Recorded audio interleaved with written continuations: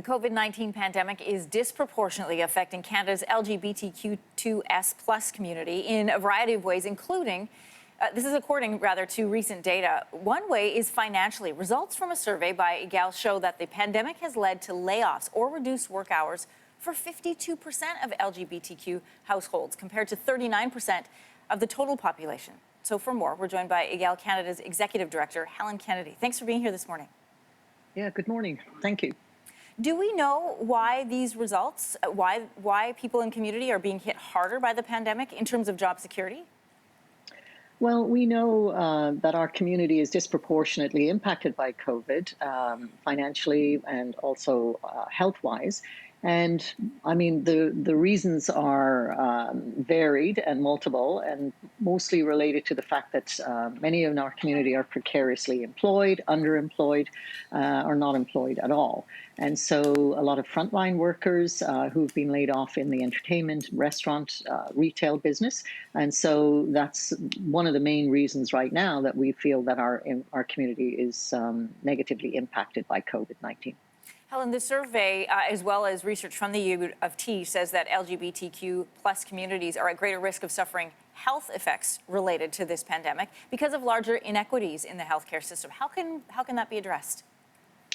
Well, it can be addressed in a multitude of ways. One of the ways would be to have better training for our medical practitioners early on in their careers and before they actually enter into their careers in pre-service. And so we know that education is lacking around gender identity, trans, non-binary people, and more generally focused across the LGBTQI2S community. People are very nervous to go to their practitioners or to go to medical clinics for fear of being victimized. And homophobia and transphobia is alive and well in our medical system, I'm afraid. I want to read some more results. According to your survey, 42% of respondents said that this pandemic has had a major impact on their mental health, compared to 30% of non-LGBTQ2 plus respondents. So your survey also points also to the University of Toronto research, puts this largely to the physical distancing measures that are in place. So how do those measures adversely affect people? Well, you know, physical distancing, whilst we want to respect it, and the survey also indicated that we are respecting the physical distancing more than the general population. We can't, or we don't generally rely on family. We have chosen family. We are more isolated. If we get sick, members of the LGBTI community should come down with COVID, we don't have the infrastructure and the family infrastructure in place to look after us, right? Mm. So we're very cautious around the physical distancing piece.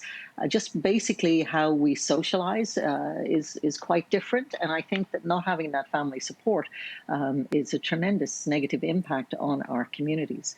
We have a lot of homeless populations within our communities as well.